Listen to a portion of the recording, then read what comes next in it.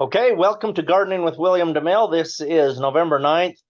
Tonight is week 74, and we are going to have a fun Q&A tonight. We're excited to be here to share with you some super fun things. This is where we talk about the Georgic tradition mostly, but we also cover a lot of other things like permaculture, biodynamics, holistic management, silvopasture, all kinds of fantastic things that are happening in the world now and that have happened in the past to create functioning soils. So we want to make sure that our soils are functioning and thriving, because that's what creates the best food for us. We get the most nutritious food, the most nutritious life. Okay, these are the 9 ways that I help you to grow food and to have the very best garden in the world. I've got a YouTube channel, our weekly Q&A, Patreon. I'm a soil laboratory. I teach a Georgic schoolroom in the summertime. I've got a 3-day boot camp a couple of times a year, and I do consulting. My book is ready to order from Amazon. Get it now because it'll make a fantastic Christmas present for all the people that you love. And you should be subscribed to my newsletter so that you can get information. If you have not received a newsletter recently, then go to www.georgicrevolution.com and put your email in there so that you can get my newsletter. I wanted to mention a little bit about my summer class is coming up. I've had quite a few people interested, which is fantastic. So that's going to be a fun thing. I've got pictures here of my graduates from 2022 and then last year, this last summer, 2024. I mean 2023. Do I know what year it is? And in 2024, we're hoping to have 20 students. We prepared to have 20 students this next year. This class, you come to my place for 4 months. We house you right here on site. You wake up in the morning and do chores on the ranch, and we teach you throughout the day how to create functioning soils. The way that we do this is we give you a garden and I mentor you to grow that garden. So each student will have a garden plot. So we have 20 gardens that are 15 feet wide and 50 feet long, prepared for students for next year. So this is going to be super exciting and fantastic to be able to turn people out into the world who have ecological literacy. So we're really excited about that. Boot camp is coming up January 11, 12, 13. We'll be here in the middle of winter in my greenhouse. And this is a picture of a couple of years ago when we did boot camp. And this is a typical scene of how the greenhouse looks in April. This one was actually in April when we did this boot camp. But we're going to have one in January, so that'll be super fun. We did one in January last year, and I felt like it was a real success. It was a fantastic, fun, successful class that we did. And I have this list of books here that I just wanted to show you this slide because we are going to start on Thursday nights. So it's the same thing that you're on right now. So on Thursday nights, on February 22nd through May 16th, we will be discussing a certain set of books. And so this is here for you to see so that you can get the books, you can read the books, and then we will have discussions about these books. When we start the summer class, then all the students that come will have read these books or at least participated by watching the Thursday night classes, or later if they sign up afterwards, after this starts. So let's say they sign up in April to come, that's totally fine. And then they can go back and watch our discussions. That helps to give context of what we're doing here in the summer class in the Georgic schoolroom. But it's going to be a fun thing to be able to read and discuss these books. It's always good to have discussions. Okay, so tonight, a little bit of education here for tonight's class. we need to always encourage diversity in the things that we're doing, whether we have a formal landscape or whether we have a wild land, or if we have ranches or farms, vineyards, orchards, whatever we have that we are managing, that we are stewards over the land, we need to be really clear in our minds and be, I think we need to focus a lot on the diversity. There's a lack of diversity. Usually the biggest problems that we see in any kind of an agricultural venture is a lack of diversity. Usually we say, okay, there's a disease in plants or animals. If it's animals, we usually see a lack of diversity in plants that animals are eating. Animals will self-medicate.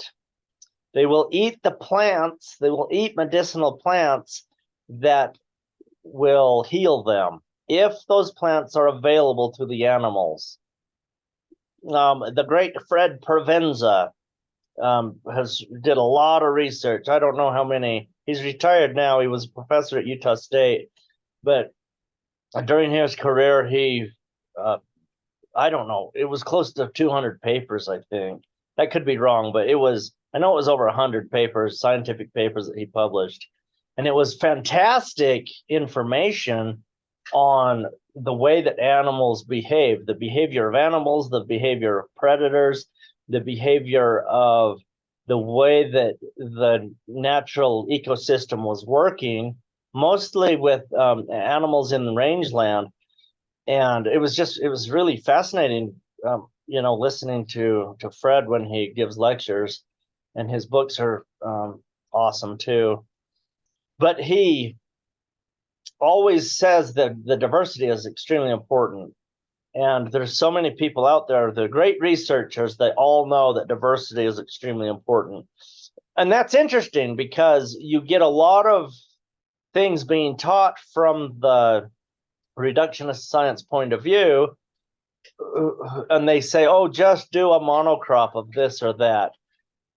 But when it comes down to the people in the regenerative world who are learning, they're out there doing the research. The more research they do, the more they find out that diversity is really very, very important. So one of the main things, and the point I want to make tonight, is that diversity increases the health of plants, soil microbes, wildlife, livestock, and all the food that people eat. So everything becomes more healthy the more diverse our ecosystems are. So we need to be mimicking our local ecosystems to have the benefits that can come from the diversity. So if we have a plot of land and it's one thing, let's just say it's all grass, then we need to be incorporating trees and shrubs and forbs, legumes. All of these things need to be incorporated into that system. A lot of times people will build a big fence to keep wildlife out, and that is not really the best thing to do.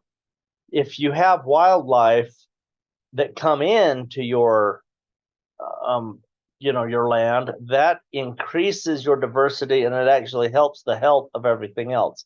Now, we've got to remember context. If you have a vegetable garden, or you've planted a whole bunch of young fruit trees that are only 5 feet tall, the deer will come in and they'll destroy it all, especially if you're in the path of a mule deer migration, because you'll have hundreds and hundreds of deer coming through every night for a matter of weeks. But to completely eradicate wildlife is not as healthy as having a healthy amount. So that's our little bit of education tonight. Let's open this up for Q&A. If you have any questions, go ahead and ask them.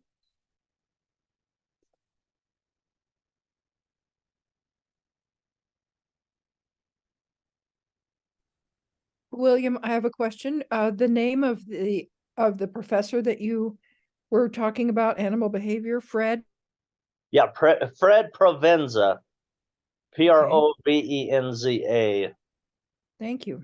Fred Provenza. And there was a website. I don't know if anybody's maintaining it now, but back in the day, there used to be a website. I wish I could remember it. There was give me a second. It'll come to me. While I'm thinking of that, he wrote, the title of one of his books was Nourishment by Fred Provenza. And then they did an adaptation of that. And it turned it into an audiobook. But anyway, the name of that is Adaptation. So it's easy to remember. But they shortened it because, he's a scientist. And so if you read Nourishment, you're going to have to read it with a dictionary and stuff like that. But Adaptation is easier and it's audio. So anyway, so those are those two. I might have a note here. Let me just look real quick and see.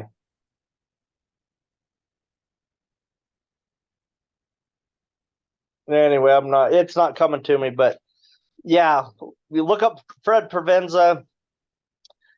He's remarkable. He's fantastic. He was one of the best educators out there. The way he taught his classes were brilliant. He would he'd bring people in and they'd all sit down and he'd say, okay, here's how it's going to work. And he'd explain how it works on the first couple of days. And then the rest of the semester, the class would sit down and he would say, okay. And he would call on just random people and say, okay, so what you've studied, go ahead and get us started with a discussion. And they would just discuss things. It was truly a leadership education. But he had all kinds of people there at Utah State. He had the people who wanted to be, there used to be a slogan called cattle free by 93. They were the people to, wanted to remove cattle because cattle are causing all the environmental problems. And then he had all the ranchers in that class too. He was a range scientist, and so the ranchers were taking his class, and so, but he would just have conversations in his class, and he would have it be a safe environment where everybody could discuss and learn together and to understand each other's worldviews. And here it is. It's a range science class, and he had people read mythology. He had them reading Buddhism. He had them reading all kinds of things to expand their minds so that they could see other worldviews and understand, just the way different people think. So, yeah, he was one of the greats for sure. And he's still alive today. He's retired. He's been retired for a decade. And he's living in Montana. But anyway. Okay, Ezekiel, do you have a question tonight? No, I don't. Sorry. All right, well, that's just fine. No problem. Okay.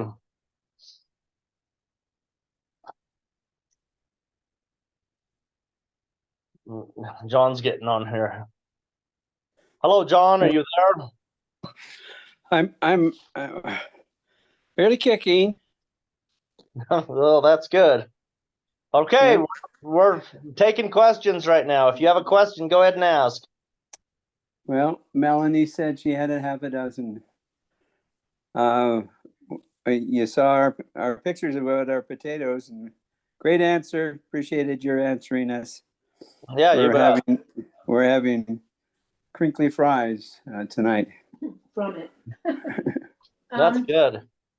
Let's see. I'm looking for my questions. My first question that I can remember is, what do we do with the corn husks when we take the corn husks off of the corn? Put them in your compost. They will compost, you think?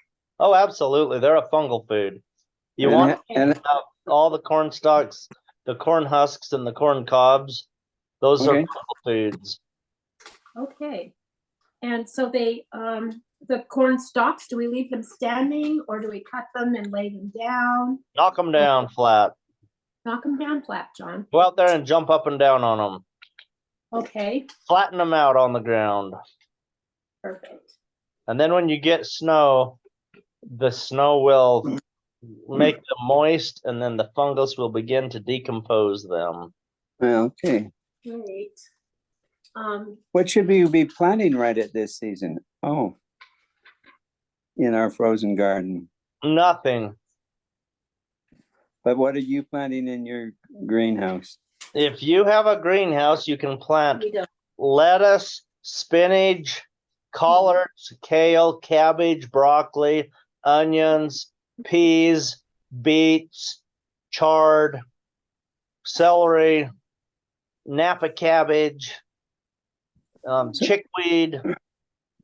Yeah, see, you ought to have a greenhouse. Look at all the food you could be growing. Right. So we do have a window well. Oh, nice. It's a Yeah. south facing. Nice. Does it have a covering on it? No, Not yet. but we could. Go measure it real good. Go to Home Depot and see if they have one that'll fit it. Get one of those plastic covers that goes on it. And then you can take the screen out of your window from downstairs and then slide the window open. And you can just slide the window open and do your gardening right out there. Oh, do your gardening right From from inside. the window. Absolutely. Yeah, you don't Oh, want to have to climb down in there.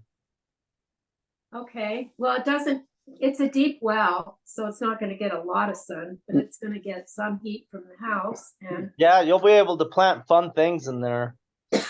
what would you Lettuce plant would in there? thrive in there. You could grow a lot of lettuce. Okay. Well, and radishes. Yeah, radishes would be good. Which is the next question. What do you do? Any ideas for absolutely huge radishes? They look like a monkey's heart. They look like a giant potato with red. No, they're a monkey's heart. Chop them up and put them in a salad. Make kimchi out of them. You Can like cook them? kimchi?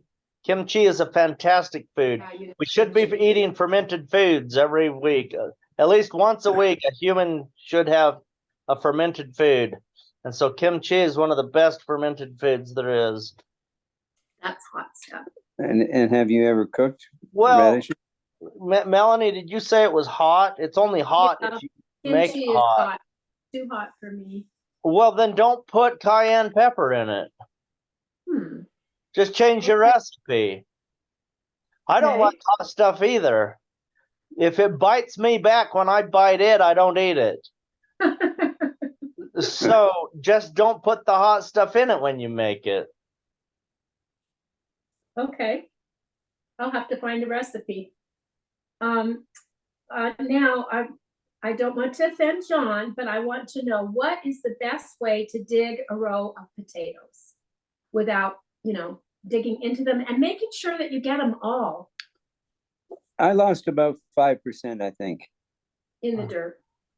Oh. However you were digging, either a shovel or a pitchfork or whatever, you were simply just too close to the plant. You find the center of your plant where it's going down in the ground, and then come out about a foot or 18 inches, and then you just start digging under. That's how I do it. Okay, on each side of that root. But there's Yeah. going to be some wastage. Tell my wife there's going to be some wastage. Oh, yeah, there will be. but I Melanie, just there will want- be some wastage. John, Thank are we you. still friends? Here's the thing. If you slice a potato in half with the shovel, you just wash it off and then you don't have to Sure. cut it in the kitchen with a knife. Right, Nothing that's wrong what we're with it. eating tonight, is our French fried sliced potatoes. But I was just wondering how far out we come from that root stock. Okay, so here's the reality. Some potatoes have a clump of potatoes very close to the stem. Like they only come out from that stem about 6 inches. And other potatoes, they will grow the potato almost a foot away from the stem.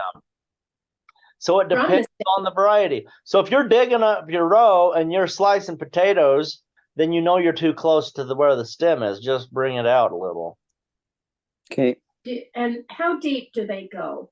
I mean, how deep? Here again, it depends on the variety. Some of them are 6 inches deep. Others What are going to be 8 to 10 inches deep.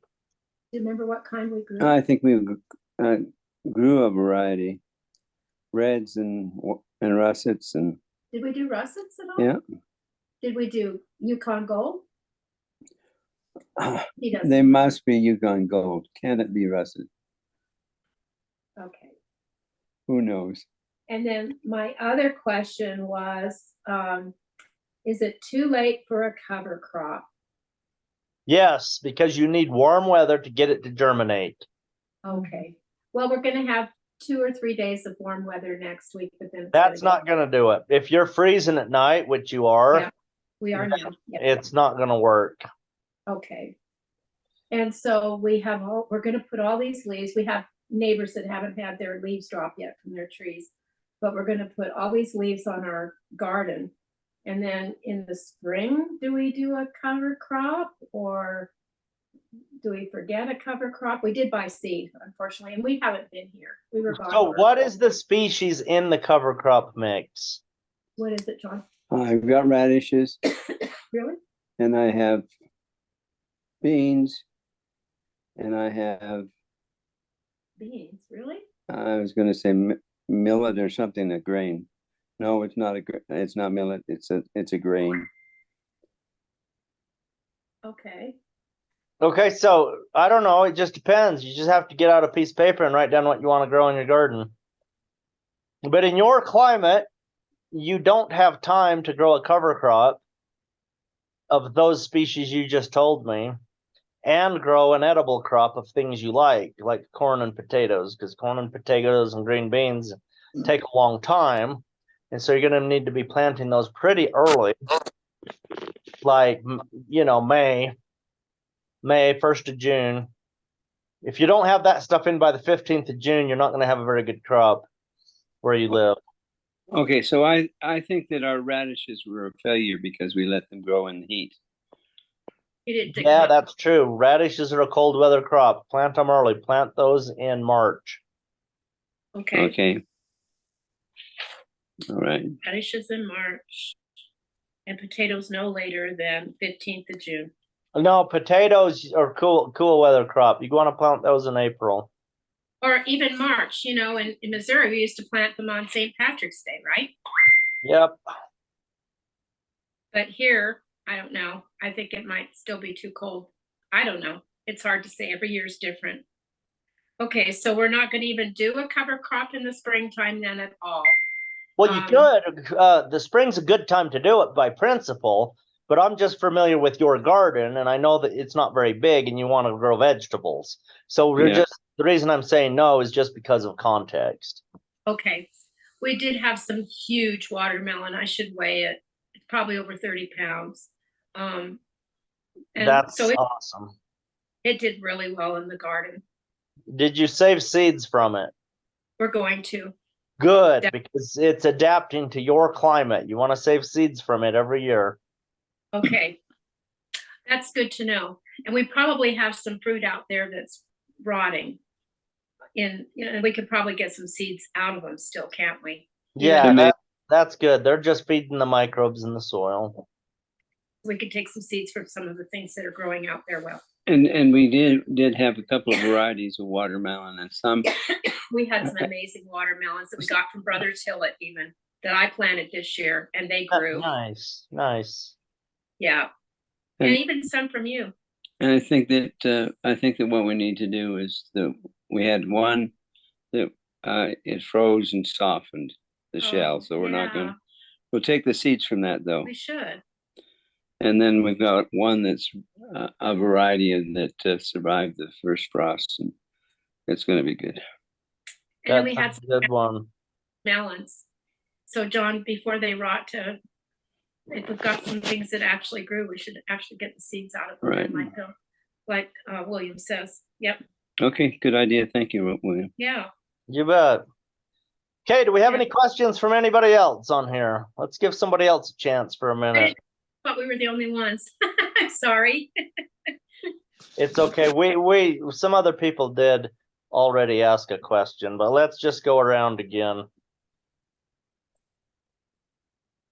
William, fish emulsion contains nutrients. Does it also have microbes?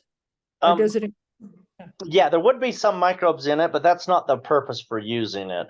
The purpose for using fish emulsion or a fish hydrolysate would be for the nutrient, the fertilizing aspect, not to get microbes out there. Okay. Thank you. Yeah, and I mean, if you think about it, so somebody on the coast has a fishery, they bring in a load of fish, they cut the fillets off of the fish, and those go to market as human food. The rest of the fish, the skin, the guts, the skeleton, all that other stuff goes into a giant blender the size of a person's car or even bigger, and it all gets blended up, and then that's what fish hydrolysate is. Now, even if it had a bunch of microbes in it, and then they put a preservative in it, or it would decompose and rot. So they put a preservative in it, and then you have to add enough water to dilute the preservative out so that it starts functioning in your soil when you use it. So that's how those fertilizers work. But let's just say that there were a bunch of microbes in there. Well, they came from the ocean. And so they're not going to function very much in our soils, in our inland soils. They're going to be the wrong species to really make anything happen. So, you know, even if they're in there and we did get them in our soil, they're just going to go dormant. They're waiting for the ocean to show up so they can wake up again. Okay. Okay. Jensen family, does somebody have a question? Amber or Kirsten or whoever's on there.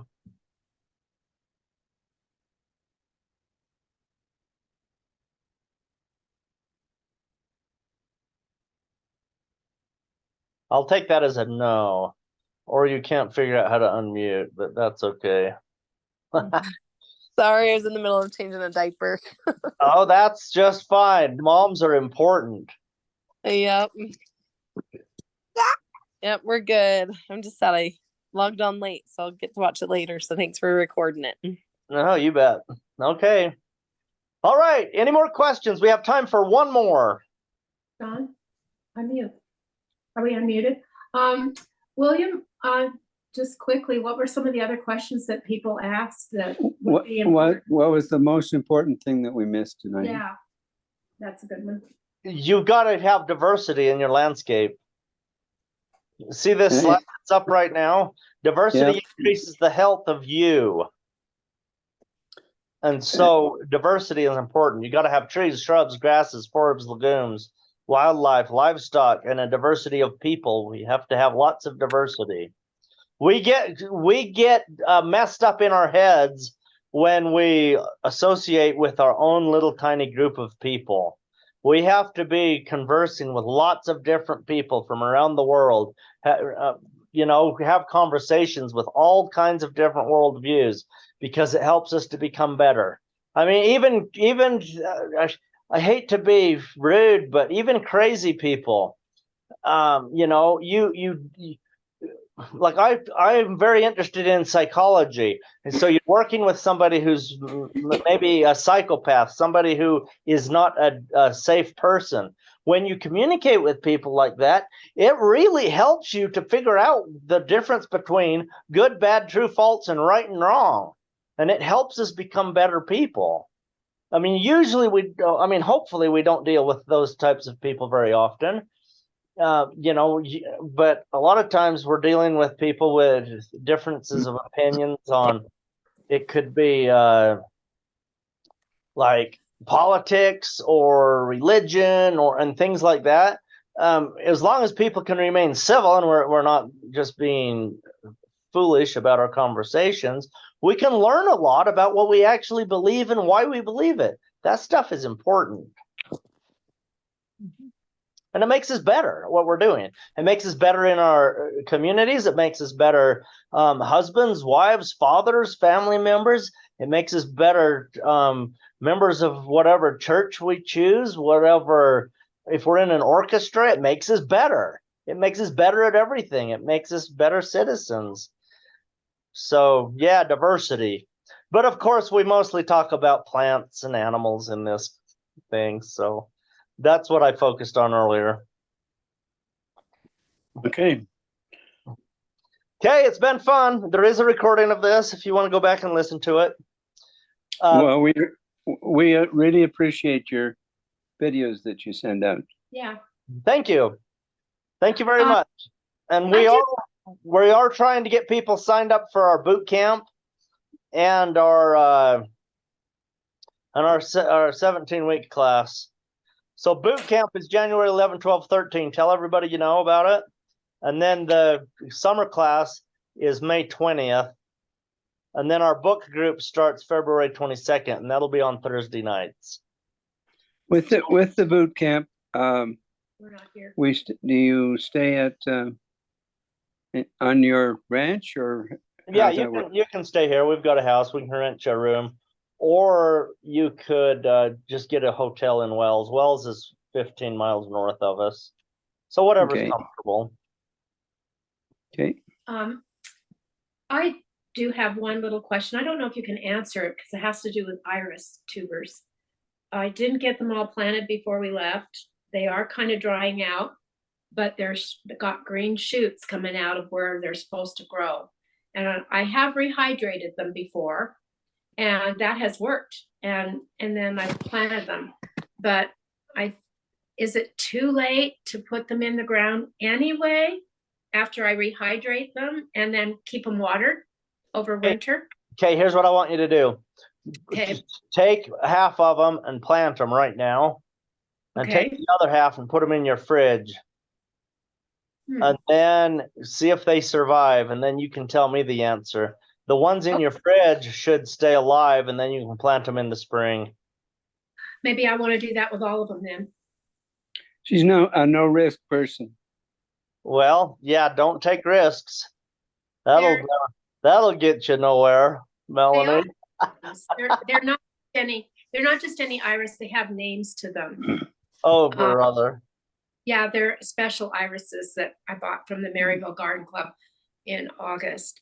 And so I think I'll just do that. But some of the roots are drying out, but the tops of them are still alive. So I think maybe I'll just put them all in the refrigerator because it's like overwintering, isn't it? Yeah, you don't want them to be too wet though. Put them in a bag a bag with little tiny holes in it, and then you want to put a bunch of peat moss around them, just kind of very, very dry peat moss. Well, kind of not completely dry.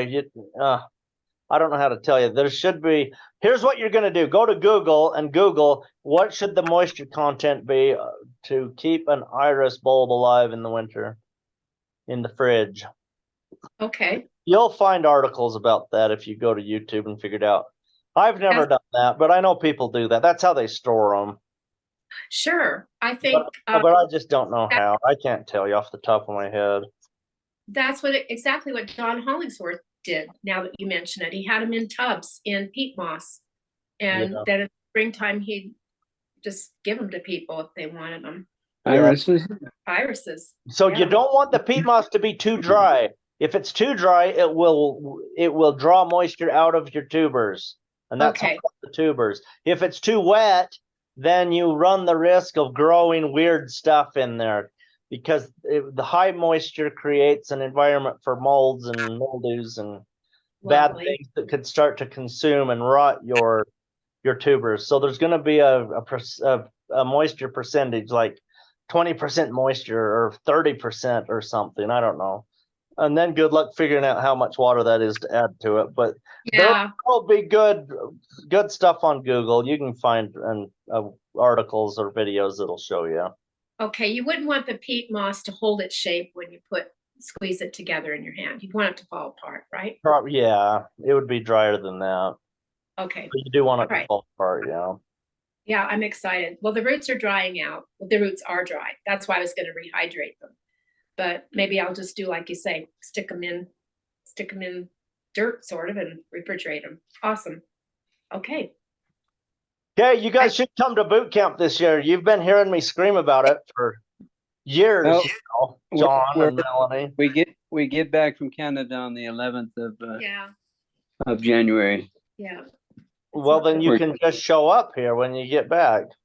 It's Right, not we gonna could work. fly right into Right Wells. into Wells. Yeah, yeah, you could. If you have a private plane, you can.